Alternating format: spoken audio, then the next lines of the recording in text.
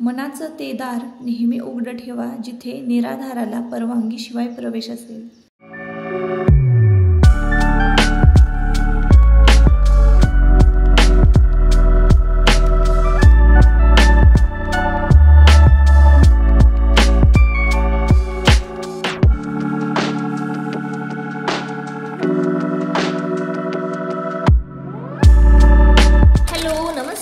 मी सुप्रिया आणखी एका नवीन ब्लॉगमध्ये तुमचं मनापासून स्वागत करते. तुम्हाला आजचा दिवस सुखाचा, आनंदी आणि आरोग्यदायी जाओ. तुम्ही जी काही स्वप्न पाहिली असतील ती सगळी स्वप्न तुमची पूर्ण होत. त्याचबरोबर शुभ दुपार सर्वांना. दुपारची वेळ आहे आणि इकडे मी जेवायला ताट करून घेते. तर आज ना सकाळी माझी एवढी गडबड झाली ना ताईंनो, त्यामुळे सकाळचं मी काहीच शूट घेतलं नाही. आज दुपारपासून मी व्हिडिओला सुरुवात करत आहे. तर आता दुपारचे ना 2, 2:15 तरी वाजले असतीलच. तर मस्तपैकी छान वांग केलं होतं आणि इतकं वांग छान टेस्टी होतं की नाही. मला वांग्याची भाजी आवडते, मग अधूनमधून आठवड्यातनं एकदा तरी वांग्याची भाजी होतेच. तर सकाळी वांग्याची भाजी, भात, चपाती करून गेले होते आणि घरातली इतर कामंसुद्धा असतात, लोट झाड, क्लिनिंग, हे सगळं करून मी गेले होते ॲडमिशनसाठी. तर देवांशचं ॲडमिशन स्कूलमध्ये घ्यायचं होतं. आता तो फर्स्टला गेलेला आहे, तर पुन्हा एकदा ॲडमिशन घ्यावं लागतं. बरेच दिवस झाले स्कूलमधून मेसेज येत होता. तर मी ॲडमिशन घ्यायला आज गेले होते आणि मग रिटर्न यायला तर मला 2-2:30 वाजल्या. तर चला म्हटलं आता जेवून घेऊया. इतकं छान स्वयंपाक झाला होता ना सकाळी. मी इतक्या गडबडीमध्ये स्वयंपाक केला ना तरीसुद्धा खूप छान स्वयंपाक झाला होता. आणि मग तोंडी लावायला एखादी भाजी, म्हणजे सुकी आणि पातळ अशा 2 भाज्या असल्याने की जेवण छान जातं. पण मी सुकी भाजी गडबडीत केलीच नाही. छान अशा कैऱ्या ज्या आहेत ना त्या कट करून घेतल्या, म्हणजे असं बारीक तुकडे करून घेतले. त्यावर मीठ, हळद, पिठी साखर हे सगळं लावून मुरवत ठेवायच्या आणि मग नंतर त्यात जेवताना तोंडी लावायच्या. इतकं पोटभर जेवण जातं ना ताईंनो, खरंच खूप मस्त जेवण होतं. तर एक जेवण झाल्यानंतर ना जरा सुस्ती येतेच प्रत्येकाला, पण माझं कसं असतं, जेवण झाल्यानंतर मला कामाला जास्त जोर येतो, म्हणजे मला पुढची कामं दिसायला लागतात. तर काही साड्या आल्या होत्या पिकोफॉलसाठी. तर आता उद्या पौर्णिमा आहे, आजचा वार आहे मंगळवार, म्हणजे वटपौर्णिमा आहे उद्या. आणि ज्या नवीन नवऱ्या आहेत त्यांना उद्या ना ह्या साड्या ज्या आहेत पिकोफॉल करून मला अर्जंट द्यायच्या होत्या. तर मी इकडे फॉल वगैरे येताना घेऊन आले होते आणि स्वच्छ धुतले. आता हे धुतल्यानंतर इस्त्री करायचे, म्हणजे प्रेस करायचे आणि मग मशीनवर एका बाजूनी स्टिच करून घ्यायचे, एका बाजूनी हात शिलाई करायची. असा एवढा सगळा व्याप असतो.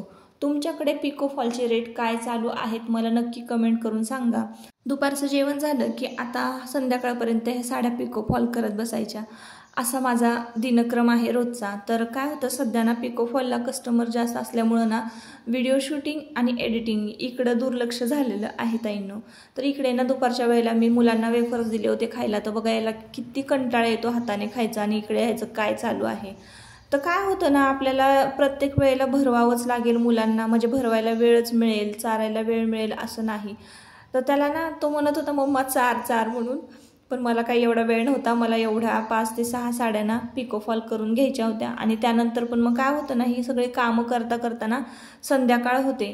जी काही शिलाईची कामं जी आहेत मशीनवरची, ब्लाऊज वगैरे स्टिच करणं म्हणा किंवा पिकोफॉल करणं, हे करताना मला संध्याकाळची वेळ झालेली आहे. बघा ताईंनो, आत्ता 6-6:30चं जरी टायमिंग झालं असावं.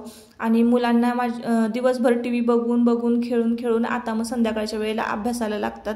आणि मग मी काही काम करत असले ना किचनमध्ये, मग येणार, मग हे कसं करायचं, मग ते कसं करायचं, सगळं असं विचारत असतात. तर मग कामं करत संध्याकाळचा त्यांचा अभ्यास घ्यायचा, असं सध्याचं रुटीन चालू आहे. तर त्याला आता देवांशचं कसं आहे, त्याला ना गणिताचा सराव मी त्याच्याकडनं करून घेते सुट्ट्यांमध्ये. तर एखादं एक्झाम्पल त्याला दिलं ना, एखादं गणित त्याला सोडवून दाखवलं ना की तो बरोबर बाकीची सगळी जी गणितं आहेत त्याच पद्धतीनं सोडवतो. आणि स्कूलमधून त्याच्या एवढ्या तक्रार येत होत्या, मी कधी, म्हणजे खोटं नाही सांगत ताईंनो, पण आणि कसं आहे, काही गोष्टी ज्या आहेत ना वीक पॉईंट, आपण आपल्या मुलांच्या लपवून ठेवत असतो किंवा सांगत नाही, असं जरा कमीपणा वाटतो सांगायला. पण मी तुम्हाला सांगते की देवांशचं जसं ॲडमिशन झालं ना स्कूलमध्ये, तर तसा तो अभ्यासामध्ये इतका वीक होता ना, आणि त्यामुळंच त्याला लवकर ॲडमिशन मिळत नव्हतं स्कूलमधून. आणि सांगितलं होतं की तुम्ही मराठी शाळेमध्ये बघा, त्याला ॲडमिशन मिळतंय का, किंवा ह्या सगळ्या गोष्टी. पण कसं असतं ना, प्रत्येक फूल हे वेगळं असतं. मी एकदा दोनदा सुद्धा व्हिडिओमध्ये सांगितलेलं आहे की आपल्या मुलांची तुलना इतरांच्या मुलांबरोबर कधीच करायची नाही. वर्षभर त्यांच्या ज्या मिस आहेत ना त्यांनी मला एवढं सांगितलं की देवांश अभ्यास करत नाही, देवांश बोलत नाही, देवांश रायटिंग करत नाही, ह्या सगळ्या गोष्टी. पण मला होईल तसं कामातनं वेळ मिळेल तसं मी त्याच्यातमध्ये प्रोग्रेस म्हणजे बदल करण्याचा प्रयत्न केलेला आहे. स्वतःहून त्याचा अभ्यास घेते. तर मला ना प्रत्येक शाळेची, एका शाळेची नाही, प्रत्येक शाळेची ही एकच गोष्ट खटकते की आपण स्कूलमध्ये मुलांना पाठवतो शिकण्यासाठी.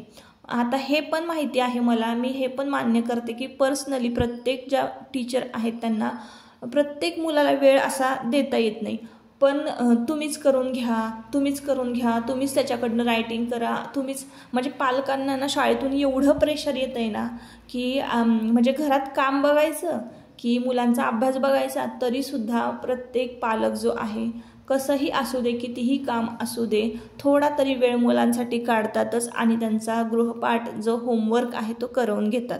तर असा सगळा प्रकार आहे ताईंनो. त्यामुळं देवांशला ना शाळेत ॲडमिशन मिळत नव्हतं आणि त्यामुळंच ॲडमिशनला उशीर झाला होता. तर त्याच्याकडनं मी आत्ता करवून घेतलेलं आहे. जेवढं त्यांनी मागच्या वर्ष शाळेमध्ये शिकला नाही ना तेवढं तो एका महिन्यामध्ये माझ्याकडनं शिकलेला आहे. तर आपल्या मुलाची कॅपेबिलिटी ना आपणच ठरवत असतो. कसं होतं ना, तुलना करण्यामध्ये काहीच फायदा नसतो. याला बघ किती मार्क पडले, त्याला बघ किती मार्क पडले, मग हा असाच करतो, मग हाच खात नाही, तुझाच मुलगा खातो, माझाच मुलगा खात नाही. हे अशा गोष्टी मी कधीच नाही केल्या लहानपणापासून, कधीच नाही. मुलांना, माझ्या मुलाची तुलना इतरांच्या मुलाबरोबर कधीच केली नाही. तर असो, तर आता ना इथं मी संध्याकाळच्या स्वयंपाकाला लागलेली आहे. सकाळची जी काही कामं आटपून दुपारचा थोडासा वेळ राहतो त्या वेळामध्ये आपण म्हणजे जी काही माझी कामं आहेत थोडेसे 2 पैसे मला कमवता येतील तेवढाच मी प्रयत्न करते. कारण पार्ट टाईम जॉब आणि घराच्या बाहेर पडून असं कुठंही मला असं पैसे कमवण्यासाठी पडताच येणार नाही आहे. तर त्याच्यामुळं ना मी असा साईड बाय साईड हा छोटासा बिझनेस म्हणजे पिको फॉलचं करते. तुमच्याकडे किती रेट आहे मला नक्की सांगा. मी तर 55 रुपयेच घेते, तरीसुद्धा तुम्हाला मी त्या 55 रुपयाची कथा सांगते ताईंनो. माझ्याकडे ना एखादं कस्टमर आलं ना की मग म्हणतं 50 रुपये घ्या ना तुम्ही, 55 कशाला घेता. तर माहिती आहे का, आपण जेव्हा पिको फॉल करतो तर तेव्हा ना त्या मग किती कष्ट असतं बघा.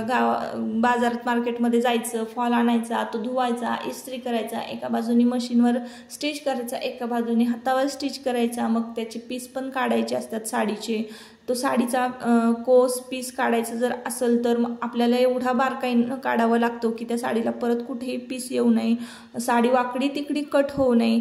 मग ते मला तर आहे ना सगळं पूर्ण साडी पिको फॉल करण्यापेक्षा आहे ना मला तर तो कोस काढणं साडीचा खूप अवघड वाटते गोष्ट. तर अशा सगळ्या गोष्टी असताना ह्या सगळ्या एवढ्या कष्टाचं मला 55 रुपये तर आलंच पाहिजेत ना ताईंनो. आता तुम्हाला सांगते 16 रुपयाचा फॉल येतो आणि 4 रुपयाचा धागा येतो, त्यात राहिले किती 35 रुपये एका साडीमागे. तर ही परवडण्यासारखी गोष्ट नाही आहे. पण जेव्हा मी पिको फॉलचं बॅनर तयार केलं ना तर तेव्हा मी ह्याच विचारानं तयार केलं की इतर ज्या महिला आहेत की ज्या रोज मोलमजुरी करतात आणि त्यांना पण टापटीप व्यवस्थित राहण्याचा अधिकार हक्क असला पाहिजे आणि त्यांनी पण व्यवस्थित राहिलं पाहिजे. साड्या व्यवस्थित पिको फॉल असणं, ब्लाऊज परफेक्ट असणं, केस वगैरे विंचरलेलं असणं हे आपलं म्हणजे व्यवस्थित राहण्याचं एक लक्षण आहेत. म्हणजे नाही का, असं कसं तरी गबळ्यासारखं राहायचं, ती साडी कुठं चालली आहे, ते बाकीचं पदर कुठं चाललं आहे, तो ब्लाऊज वर खाली असं राहण्यापेक्षा आहे ना प्रत्येक स्त्रीनं व्यवस्थित राहावं आणि तिला कुठंतरी माझ्याकडनं म्हणून थोडीफार मदत म्हणून मी 55 रुपये हा रेट ठेवला होता. आता बाहेर तुम्हाला आमच्याकडचे रेट सांगते, 60 आणि 70 रुपये साडीला घेतात पिको फॉल करायला. आणि मी फक्त याच महिलांसाठी ज्या आहेत की ज्या स्वतः कमवतात आणि स्वतःचा खर्च भागवतात त्यांच्यासाठी मी 55 रुपये रेट ठेवलेला आहे. तरीसुद्धा मला काही महिलांना 50 रुपयामध्ये करून द्या पिको फॉल असं मागतात, पण मला पण परवडत नाही. मला 55 मध्येच नाही परवडत, तर 50 मध्ये नाही परवडणार. पण तरीसुद्धा मी 55 मध्ये यांच्यासाठी करते. हा सगळा विचार करूनच मी 55 हा रेट ठरवला होता। तर असो ताईंनो, असा सगळा एकंदरीत आजचा गोंधळ होता। मुलांचं ॲडमिशन, घरातलं काम आणि हे पिको फॉल आणि ह्या सगळ्या एकंदरीत सगळ्याच गोष्टी। तर आता बघा मी गवारी शिजत घातली, म्हणजे शिजली वगैरे, भाजी केली, चपात्या लाटल्या, भात, सगळा स्वयंपाक झाला, जेवणंसुद्धा झाली आणि संध्याकाळची आत्ता रात्रीची ना मी सगळी भांडी घासून घेत आहे। आत्ता वाजलेले आहेत रात्रीचे आत्ता 11 तरी वाजले असतील आणि 11 वाजेपर्यंत आमची जेवणं वगैरे होतात आणि मग बाकीची जी काही भांडी क्लिनिंग जी आहे ती मी करते। उद्या वटपौर्णिमा असल्यामुळे भांडी तर स्वच्छ झालीच पाहिजे, किचन कट्टा जो आहे तो क्लीन झालाच पाहिजे। तर रात्रीचं म्हणजे जसं की व्हिडिओ मी चालू केल्यापासून आहे ना ताईंनो, नाईट किचन क्लिनिंग मी तुमच्याबरोबर कधीच नाही शेअर केलेलं। तर चला म्हटलं आजच्या व्हिडिओमध्ये तुमच्याबरोबर नाईट किचन क्लिनिंग शेअर करूया। तर नेहमी मी भांडी घासल्यानंतर ना आधी भांड्यामधलं सगळं खरकटं काढून घ्यायचं, भांडी स्वच्छ धुवायची, पुन्हा एकदा भांडी घासायची, परत भांडी धुवायची आणि मग मस्तपैकी जाळीमध्ये भरून ठेवायची। जाळीमध्ये भरून ठेवली की भांडी मी गॅलरीमध्ये नेऊन ठेवते, म्हणजे वाऱ्याने ना छान भांडी सुकतात। मग त्यानंतर मी गॅस कट्टा वगैरे घासून घेते आणि मग कानाकोपऱ्यातून, म्हणजे आमचा किचन कट्टा असा जो कानाकोपरे जे आहेत ना त्याचेसुद्धा मी तिथंसुद्धा काही खरकटं वगैरे अजिबात ठेवत नाही। जर तिथं कानाकोपऱ्यामध्ये खरकटं राहिलं तर घरामध्ये झुरळ, पाली असे काही जीवजंतू जे आहेत ना ते जास्त प्रमाणामध्ये त्यांची वाढ होते।